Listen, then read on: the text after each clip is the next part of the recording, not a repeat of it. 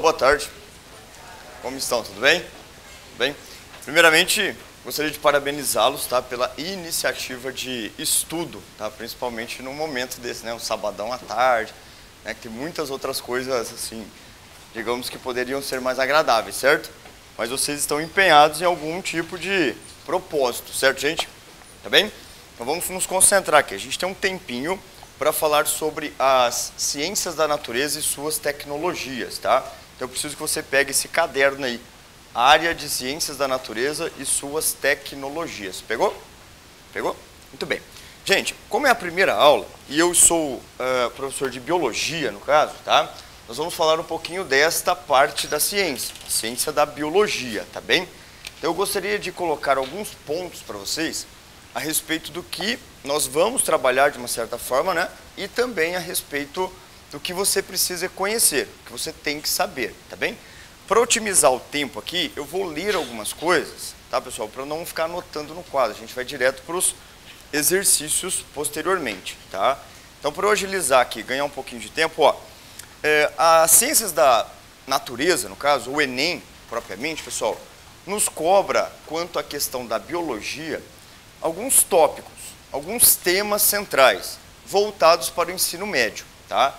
Esses tópicos voltados para o ensino médio, eles podem ser distribuídos em temas do tipo ecologia, que é o que mais cai, né? No Enem, o tema mais cobrado é ecologia. Depois vem os demais, vem a parte de citologia, vem a parte de evolução, vem a parte de bioquímica, entre outras coisinhas, tá bem? Mas o que o programa nos apresenta? Vou ler aqui, ó. Conceitos básicos do pensamento biológico e a compreensão do atual desenvolvimento tecnológico. É isso que a grade, no caso, que o MEC, né, coloca para a gente. Então você tem que ter conhecimento básico da ciência, no caso a biologia, aí tem a física, tem a química, que entra nesse mesmo tema aqui, tá? E aí na biologia, esses conceitos básicos, geralmente vocês aprendem onde, gente? Onde? No ensino médio, certo? Só que tem algumas pessoas que fazem muito tempo que não faz o ensino médio. E aí ela pensa assim, puxa, então eu estou fora do processo. Não, por quê? Porque o cotidiano, pessoal, o chamado senso comum, aquilo que você sabe do dia a dia, também pode e vai ser usado com muita frequência, principalmente na parte de biologia, na parte de ecologia, tá? Então, as competências que nós precisamos desenvolver são agrupar conhecimentos pontuais, conhecimentos técnicos, né, nomes, nomenclaturas e determinados tipos de assuntos básicos dentro da biologia, no meu caso, tá? Com o que você já sabe, né? Todo mundo aqui tem um senso comum, todo mundo aqui tem uma interpretação de cotidiano, tá legal? Só que aí você tem que adaptar esse senso comum a alguns conhecimentos mais restritos, né? Digamos assim, mais científicos, aquele que você obtém no ensino médio, tá legal? Bom, dentro desse contexto geral, pessoal, para que a gente precisa fazer isso? Para ter uma certa resolução de problemas, né? Nós temos os alunos de ensino médio com determinados tipos de problemas para serem resolvidos. E aí que está a competência de resolver esse tipo de problema, né? Problemas diversos do dia a dia, tá bem? Hoje eu me deparei com uma cena assim, na hora que eu estava vindo para cá, eu fico extremamente irritado quando eu vejo isso, tá? Dois meninos, assim, dentro de um carro, um jogou um papel, o motorista jogou um papel na sua esquerda e o seu carona jogou uma bituca de cigarro na direita, ao mesmo tempo. Esse tipo de coisa, pessoal, é que acaba causando problemas diversos para a sociedade como um todo, não é?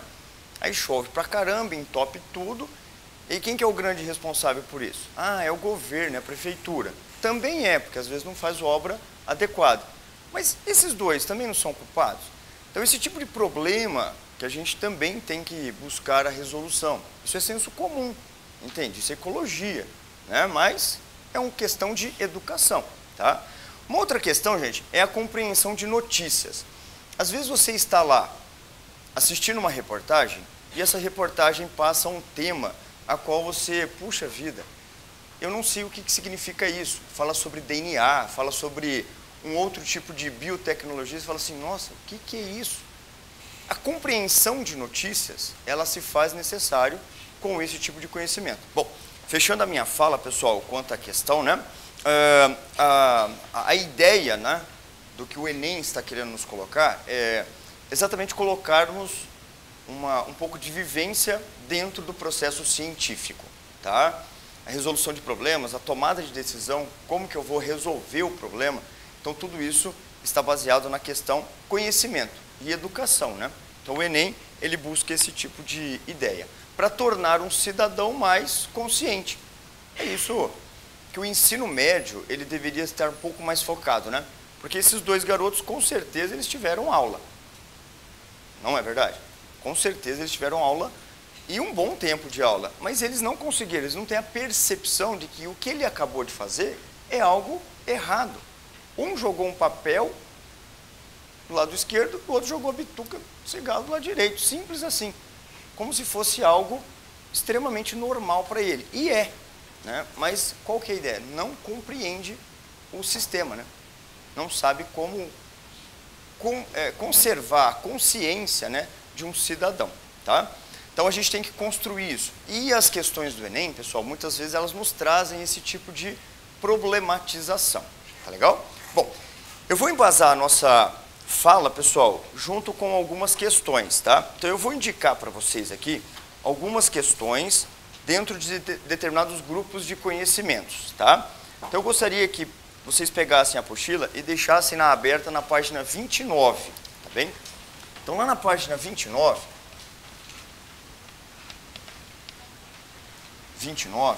nós vamos resolver uma questão, pessoal, que é o exercício número 1. É da competência H3, tá? Que eu gostaria de fazer uma breve leitura com vocês desse H3 e o exercício número 1. Mas, por favor, não resolva o exercício ainda, tá? Só deixa ele aberto aí para a gente ganhar um certo tempinho, tá bem? Deixa eu abrir o meu também aqui. Ó, a competência H3, ela fala o seguinte, ó. Confrontar interpretações científicas com interpretações baseadas no senso comum ao longo do tempo ou em diferentes culturas, tá bem? Essa primeira questão, pessoal, ela está nos indicando alguma coisa assim, senso comum, ou seja, algo que a gente pode resolver pelo simples fato de ter um raciocínio, ou você, digamos assim, vivenciou aquele tipo de atitude, não, ou tipo de problema, que você então consegue interpretar, tá legal? O primeiro exercício, pessoal, diz respeito, não leia ainda, por favor, senão vai perder um pouco nosso foco. Ele diz respeito à teoria da evolução, tá? Então ele tem um fator científico, só para que vocês tenham uma ideia. Esse fator científico é dado como evolução. É um tópico bastante cobrado, tá bem? Onde nós estamos desmembrando a questão da abiogênese e a questão da biogênese. Abiogênese e biogênese. Preciso explicar para vocês esses dois tópicos aqui. Isso aqui é a questão científica, tá? Mas olha como o senso comum acaba nos dando uma certa ajuda, pessoal. O que você interpretaria pela palavra biogênese? A palavra em si, gente, o que significa? A gênese é a formação, tipo da Bíblia, Gênesis, formação. Formação da vida, biogênese. Tá legal? Então as duas palavras têm em comum, biogênese. Só que uma tem um prefixo. Que prefixo que é este? É o prefixo A de negação. Na biologia, o A, não sempre, né? Tipo abacate, né? Não abacate, né? Certo? Não abacate. Então, nem toda palavra que começa com A é sinal de negação. Mas, nesse contexto aqui, a gente consegue interpretar. A biogênese, quer dizer, a vida não veio da vida. Entende? A vida não veio da vida. A formação da vida não é pela vida. Isso significa, pessoal, que a vida tenha surgido em outro local, ou de alguma outra forma que não de um ser vivo. É a questão da geração espontânea. Eu vou falar muitas coisas, fiquem atentos para dar aquela notadinha ali básica, tá, gente? A biogênese, então, ela está relativa à questão, a vida a partir da matéria bruta, a partir da matéria inanimada. Essa parte aqui, gente, da evolução, ela nos explicaria mais ou menos assim: um sapo poderia ter, ou pode surgir a partir de uma rocha, de uma pedra, como a gente chama vulgarmente as rochas. Então, de repente, tem lá uma pedra e essa pedra, de repente, vira um sapo. É uma questão, digamos, vai ter fé assim, não sei aonde, né? Mas enfim, né? Então, você tem algo gerando vida, mas esse algo é bruto, é a matéria bruta gerando a vida. Grãozinhos de poeira, de repente, viram mosquitos. Existe um princípio ativo para que tudo isso aconteça, tá? E muitos cientistas, pessoal, eles acabaram nos dando esse tipo de pensamento, tá? 3 cientistas são muito importantes quanto a pensamento abiogênico. Um deles, chamado de Helmont, com H, que até fez a receita da vida, tá bem? É deixar uma camisa suja de suor com grãos de trigo num canto de uma sala escura e tranquila. 21 dias depois vai ter rato nesse local. Ou seja, é a receita da vida para os ratos. É deixar uma camisa suja de suor com grãozinhos de trigo numa sala tranquila e escura. Entende? Depois de 21 dias vai aparecer rato. Geração espontânea. A vida a partir da matéria não viva. Entende? Depois vem um outro cientista, pessoal, um segundo, chamado de Needham. O Needham também explicou a vida pela matéria bruta, mas só que na casa dos micro-organismos. Tá bem? Esses dois, no caso, importantes, né? Eles são diretamente relacionados. Aí tem o Newton. O Newton, pessoal, ele é da física, mas ele é um defensor da abiogênese. Em outro patamar, existe a ideia da vida ter surgido há muito tempo atrás, a partir da matéria bruta. Então, o Newton não é tão radical, tipo uma pedra vai virar um sapo. Mas existem defensores da questão abiogênica. Só que daí, também tem os defensores da biogênese. Agora vamos lá, gente. Esse é senso comum. Eu expliquei para vocês a abiogênese. O que seria biogênese agora? Um ser vivo surge, de um ser vivo surge outro ser vivo. Ou seja, a vida vem de uma vida pré-existente. Essa vida proveniente da pré-existência, pessoal, se dá como fator reprodução. Então, os cientistas que defendem a biogênese, ele defende a ideia de que a vida vem de uma vida pré-existente. Ou seja, uma mosca dá origem a outra mosca. Um sapo dá origem a outro sapo. Uma cobra dá origem a outra cobra. E assim, os seres vivos se reproduzem. 2 cientistas, pessoal, no ensino médio, são marcantes. Este aqui, que é o Francisco Redi, a gente conhece como Redi, e o mais importante de todos é o Louis Pasteur, né?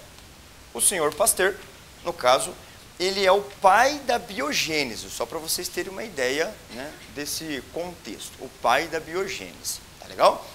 No contexto científico, Redi e Pasteur, pessoal, eles provam cientificamente de que a vida vem de uma vida pré-existente.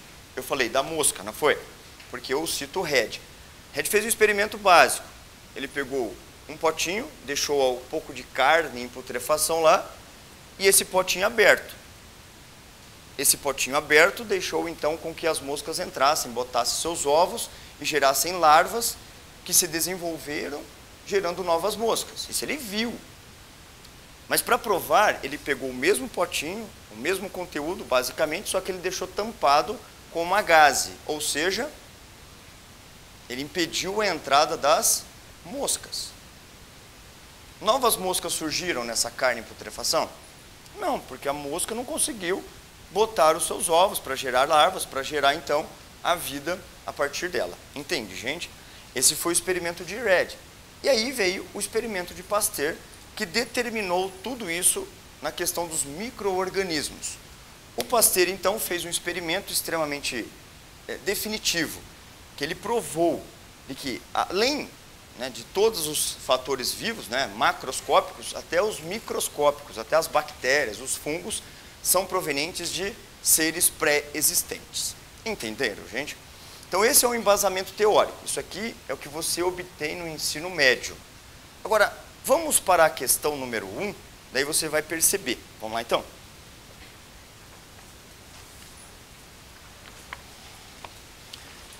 Vou fazer a leitura, tá? Essa é uma questão que caiu no Enem de 2012. Em certos locais, larvas de moscas criadas em arroz cozido são utilizadas como iscas para pesca.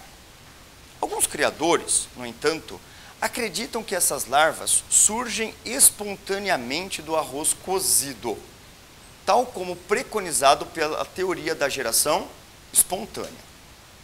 Essa teoria começou a ser refutada pelos cientistas ainda no século XVII, a partir dos estudos de Rede e Pasteur, que mostraram experimentalmente que, por favor, resolva.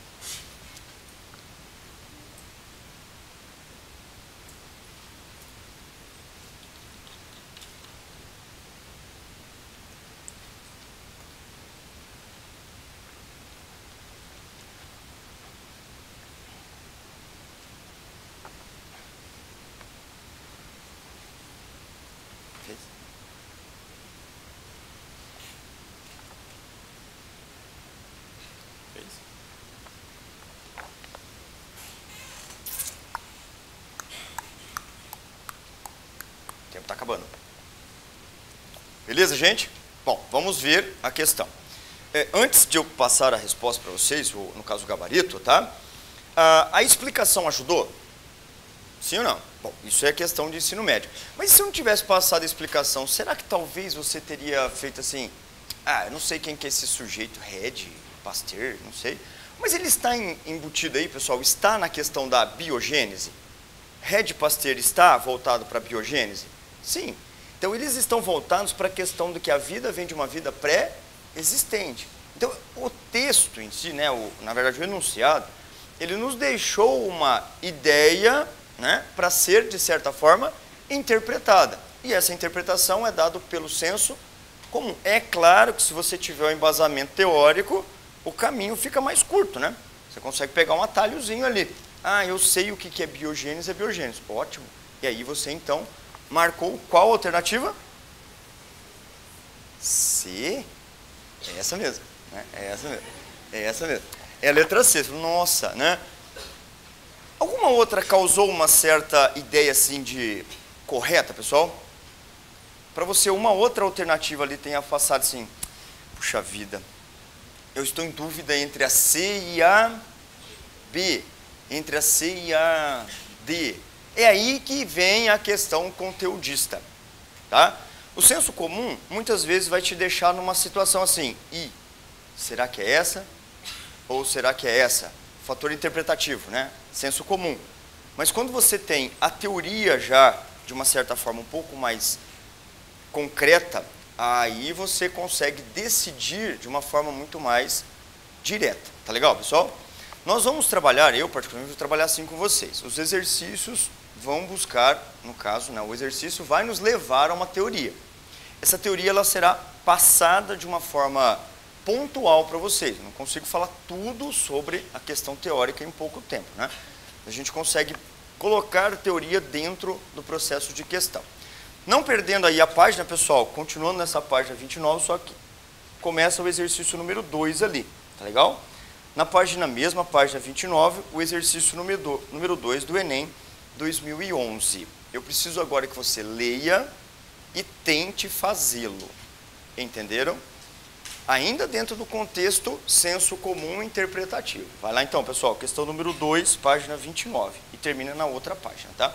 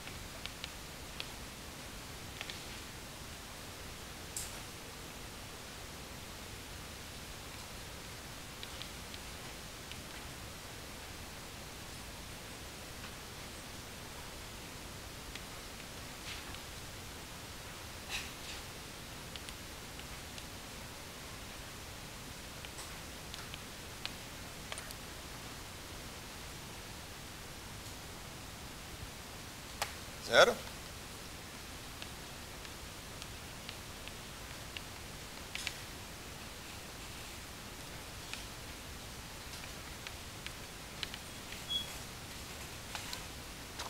Beleza? Bom, creio que todo mundo tenha marcado uma alternativa aí, certo, gente? Sim? Tá? A ideia de ter marcado agora foi meio que senso comum ou foi teórico? E agora? Foi mais ou menos assim, fator interpretativo, eu acho que é.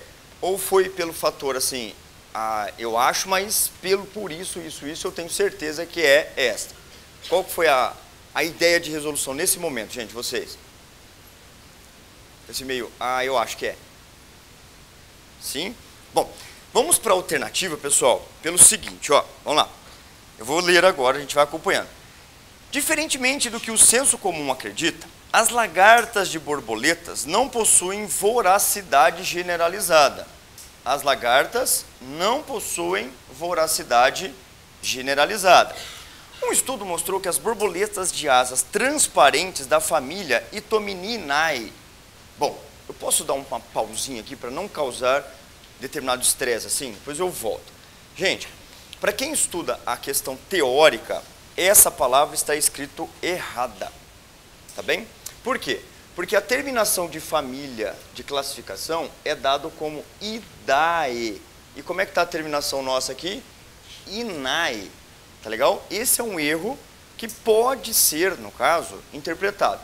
Não vai atrapalhar a resolução, mas tipo, eu sei esse detalhe. Então, você consegue identificar um erro. Isso aqui é erro, tá bem?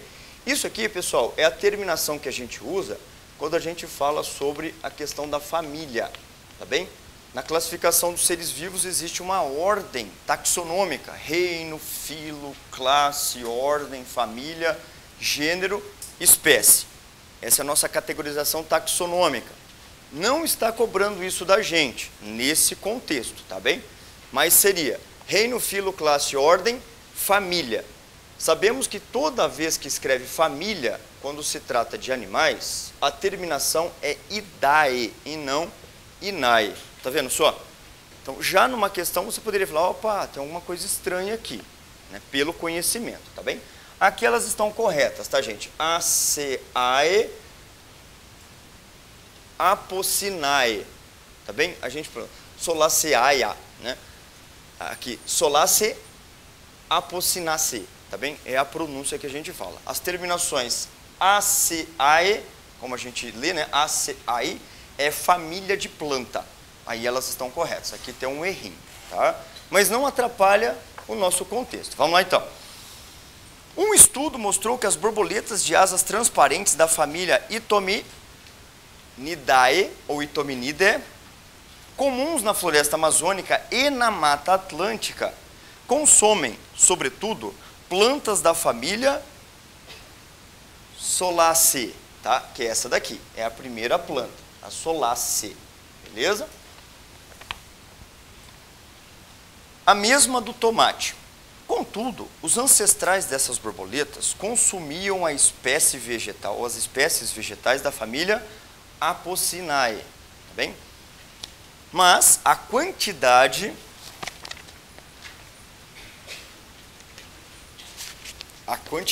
veja, dessas plantas parece não ter sido suficiente para garantir o suprimento alimentar dessas borboletas.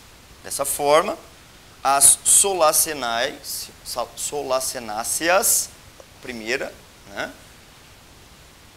tornaram-se uma opção de alimento, pois são abundantes na Mata Atlântica e na floresta amazônica.